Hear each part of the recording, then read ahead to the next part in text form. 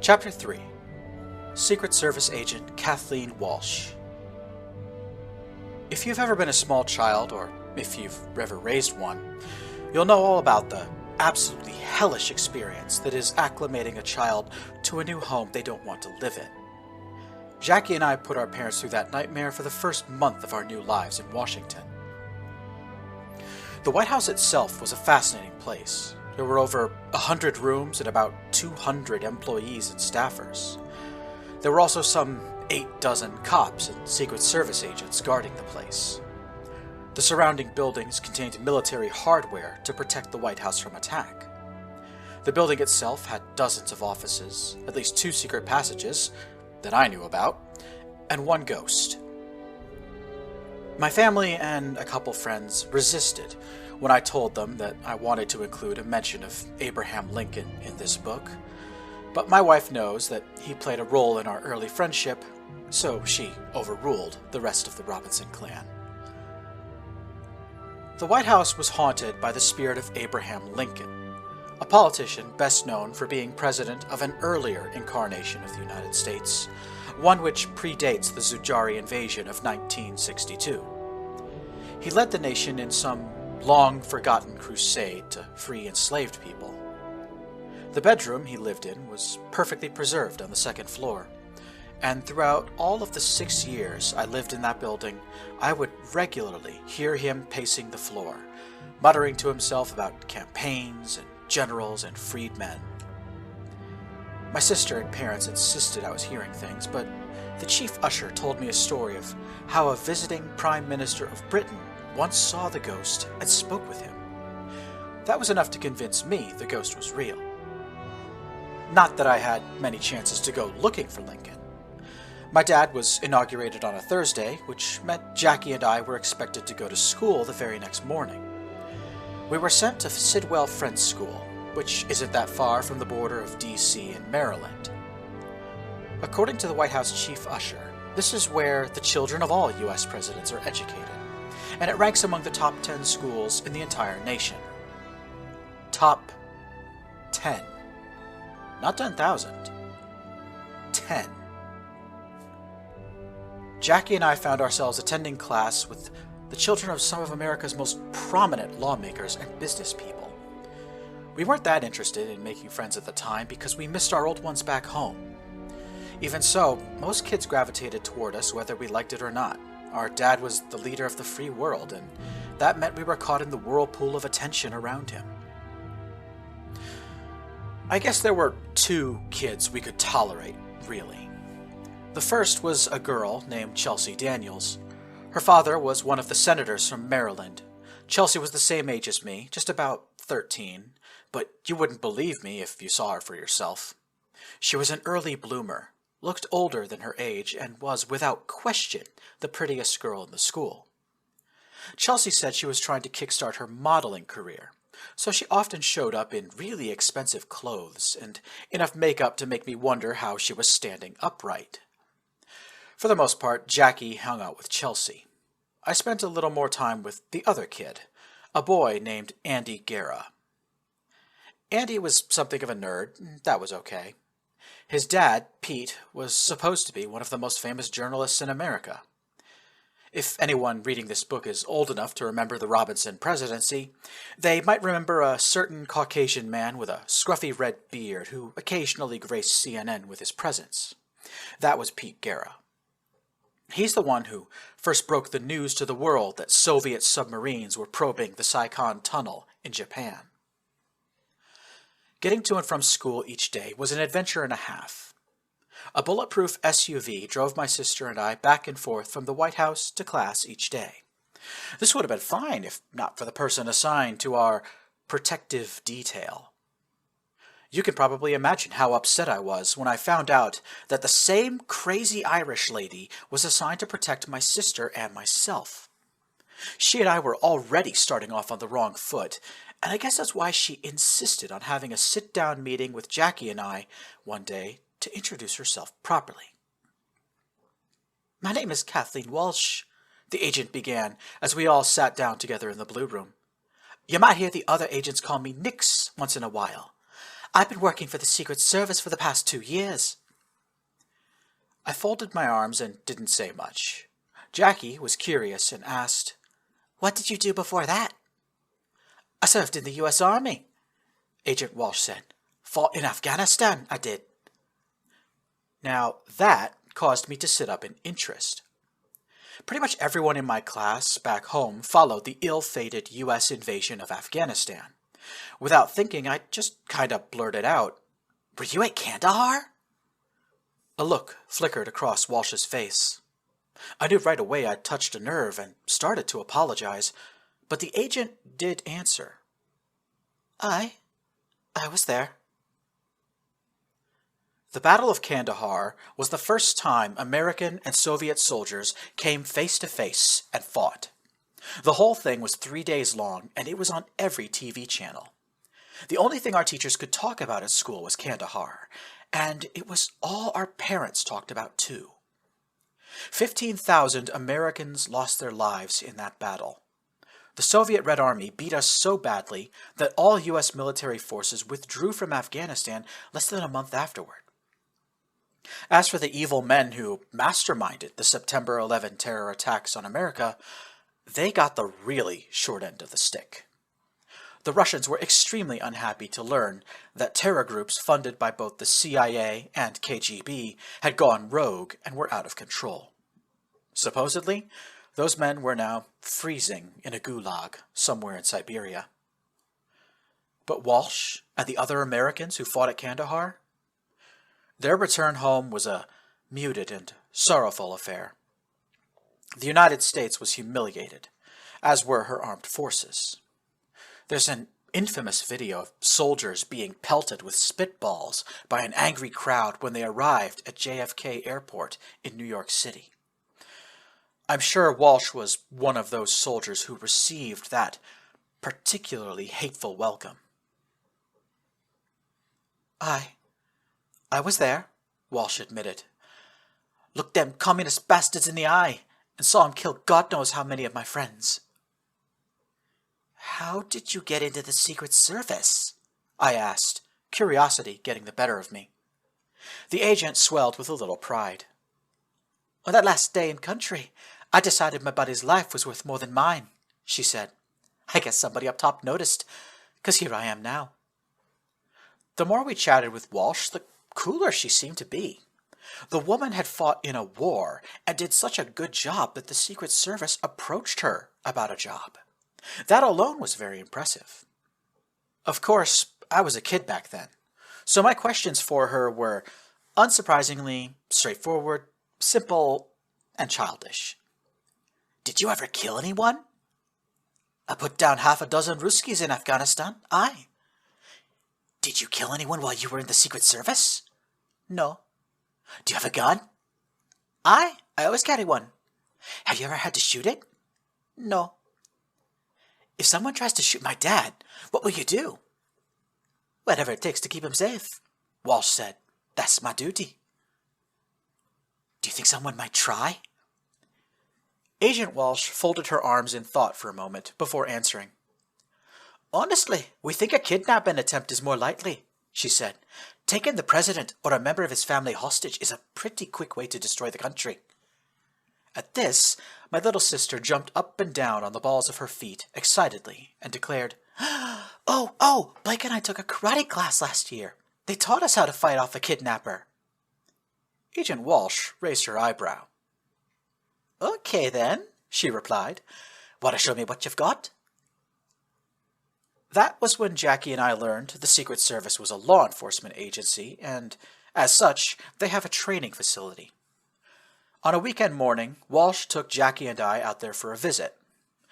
Sadly, you can't see this place for yourself. It was demolished by the Advent regime in 2017, not to mention the fact that here in the modern day, the District of Columbia is something of a no-man's land between the American war zone and the Blue Line. Unless you're a soldier in one of the local combating forces, you're not getting anywhere near the old Secret Service HQ. Jackie and I were like tourists in northern Michigan, gawking at everything with our mouths hanging open. The building had a memorial wall dedicated to the history of the Secret Service, from its founding in 1865 to its many missions, ranging from hunting down counterfeit money to protecting lawmakers on Capitol Hill. Agent Walsh brought us to a wide-open room with a wrestling mat on the floor and sparring dummies on one wall. Several other members of the Secret Service welcomed us and stood around to watch as Agent Walsh showed us just how the Presidential Protection Detail did their work. "Your father scared the bejesus out of us on his first day," Walsh began. "You remember when I said we were worried about kidnappers? Well, your old man thought it was a good idea to walk up to people on the side of the road and just shake their hands. Well, let me show you what happens when you do that." A big, burly agent casually strode towards Walsh and reached out to take her hand in a friendly way. In 2 fluid movements, she seized his arm in both of her hands, pulled backwards, and used the man's own weight against him. In moments, the other agent was lying on the floor, face down, with Walsh's boot pressed firmly against the back of his neck. Jackie squealed with fright and covered her eyes. I couldn't look away. "That could have been your dad," Walsh panted. "See how it only took a few seconds? You really think you can fight off something like that with whatever you've learned in a mall karate shop?" Jackie shook her head and took a step back, but I was feeling cocky. In hindsight, I think watching people fight just put me in the mood to do the same. When I was a kid, I was also an idiot. Walsh and her comrades cleared the wrestling mat. Then I took my spot opposite Walsh. She cracked her knuckles and said, "All right, see if you can get away from me." And then she was on me. If there are any parents reading this book, take my advice. There is nothing wrong with teaching your child how to defend themselves in a fight. However, you need to take the task seriously. Don't just drop your kid off at some dojo in a strip mall and expect them to come home as kung fu warriors. Explain the nuance. Talk about context clues and circumstances. Teach your kids how to use their small size to their advantage. My parents didn't do any of that, so my fight with Agent Walsh lasted the better part of 2 seconds. I tried to punch her as she approached, but Agent Walsh simply absorbed the blow, wrapped her arms around me, and lifted me over her shoulder. All I could do as she carried me across the room was scream and beat my fists on her back as she carried me away, just like she'd done on Inauguration Day. "Yeah, easiest kidnapping ever," Walsh said as she put me down. "And that's why you need us to guard you for the next 4 years. Maybe more." Walsh wasn't kidding around when she talked about guarding us.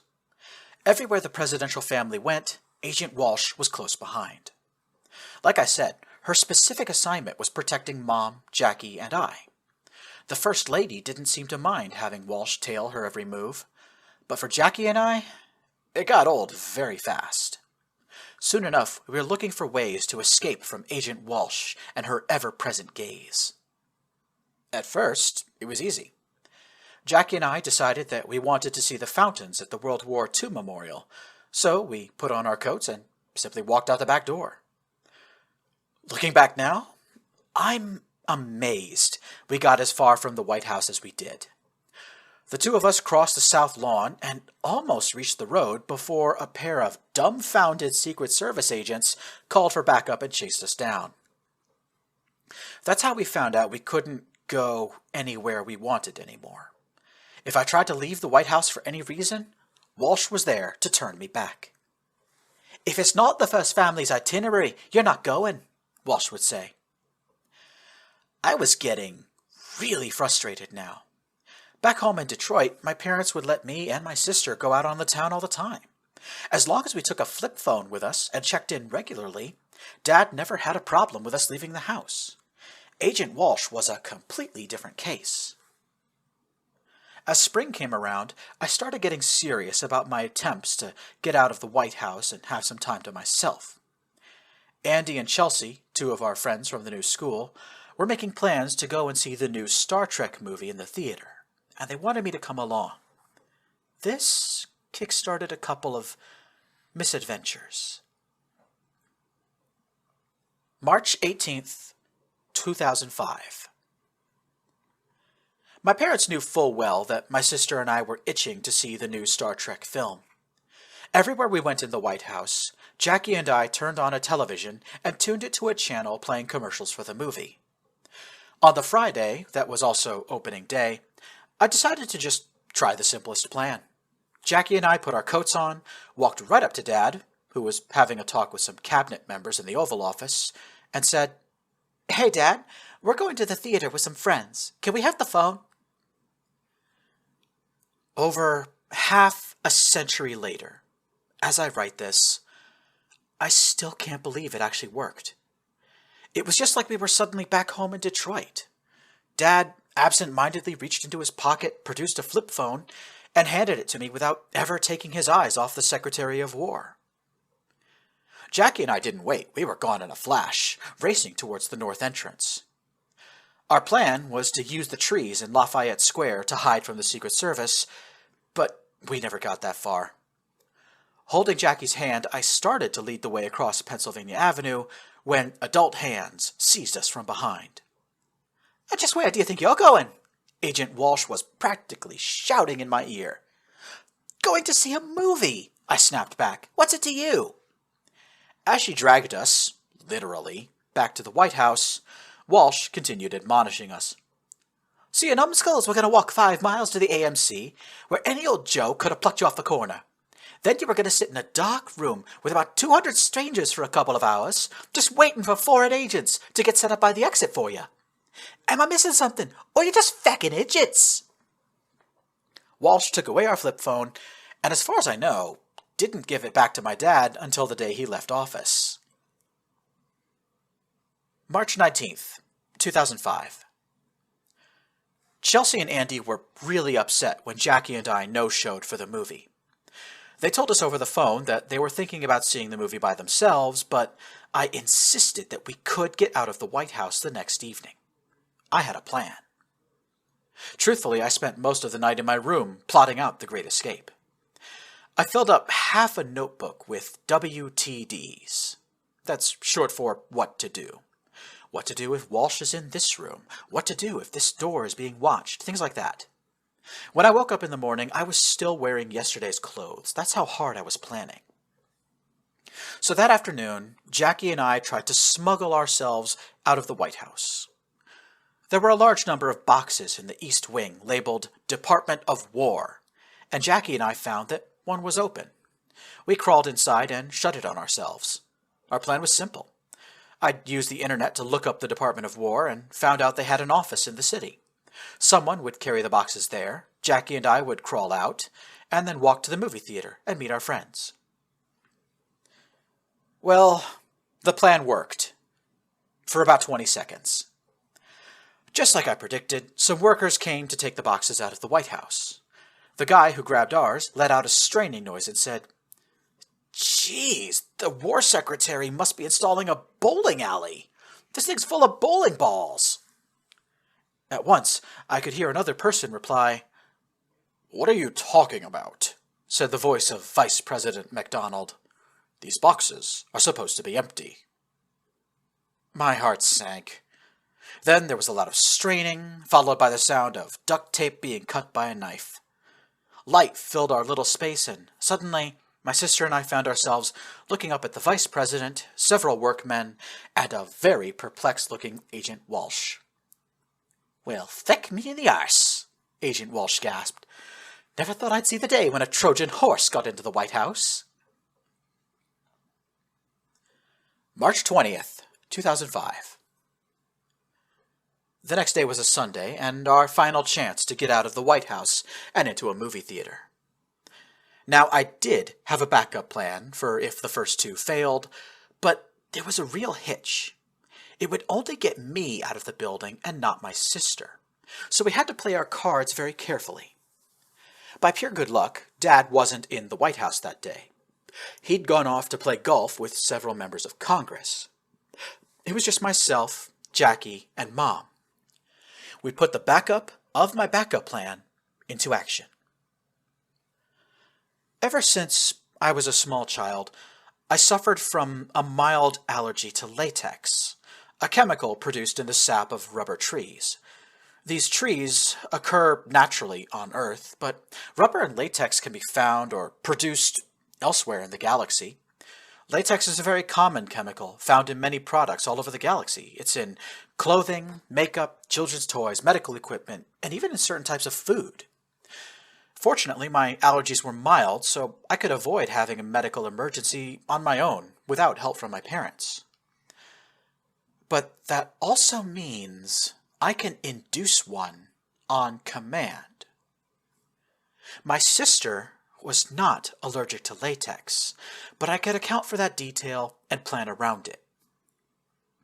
My little sister checked all of her makeup to see if any of it had latex as an ingredient. The next morning we were in business.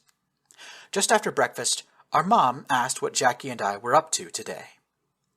My sibling raised her makeup carry case and squealed, "Makeover!" Then she dragged me away by the arm. I was pretending to protest and complain while Secret Service agent Walsh followed us with an amused smile. We went to my sister's room and she set to work, declaring that she was going to fix everything that was wrong with me and make me into the most handsome first boy who ever lived. She started to paint my face with some sort of cream that girls use on their skin all the time. Now here is Jericho's honest truth. When I touch or eat anything containing latex, my skin breaks out in really painful hives. That's all that happens. Nothing else. Agent Walsh didn't know that. When I grabbed my throat and started making choking sounds, Agent Walsh burst into the room and cried out, "What's going on?" I fell over backwards, thrashing about and choking. Right about then was when my skin actually erupted, and I started crying out in very real pain and agony. Jackie grabbed her own wrist dramatically and screamed, "Oh no! Latex! We're allergic! We're gonna die!" And then she killed over as well. We were both pretending to be in the throes of anaphylaxis, which basically means we refused to talk because we couldn't breathe. Jackie was doing a decent impression of an allergy she didn't have. I'd only had a single night to coach her. Just as we'd hoped, Agent Walsh called for an ambulance. Multiple Secret Service agents picked us up and carried us to the north entrance. As we were loaded in the back, someone shouted, "George Washington University Hospital!" "Wait!" cried an unfamiliar voice. Then I felt a stabbing pain in my leg, unlike anything I'd ever felt before. I dropped the act entirely, sitting bolt upright and screaming like there was no tomorrow. A second later, the same thing happened to Jackie. Then the drugs took their effect, and I don't really remember what happened next. What happened was, one of the paramedics had the presence of mind to notice that I was having a very real allergic reaction, and they immediately assumed that the same thing was happening to Jackie. So the ambulance crew employed a special kind of medicine that helps a person fight off a severe allergic reaction. A kind of reaction that neither of us were having. We totally overdosed on some hardcore drugs. We really, really needed to go to the hospital now. And I think it goes without saying, but yes, we missed the movie again. When Agent Walsh came to pick us up from the hospital, she said, "Ne'er thought I'd see the day when someone used an ambulance as a getaway car. Well, come on, your next Trojan horse is waiting outside." After this, Agent Walsh declared Jackie and I to be flight risks, and even more Secret Service agents were assigned to protect us. On top of all this, the Secret Service actually started calling me Trojan. Confused, I looked up the word on the internet and eventually read through the Iliad, a human myth about Trojan warriors who were defeated when their enemies hid inside of a thing called a Trojan horse. I took the nickname as a direct insult from the Secret Service, but thanks to Agent Walsh, it's followed me into my 80s, and now I've just learned to live with it. I spent most of the spring working on one escape project or another.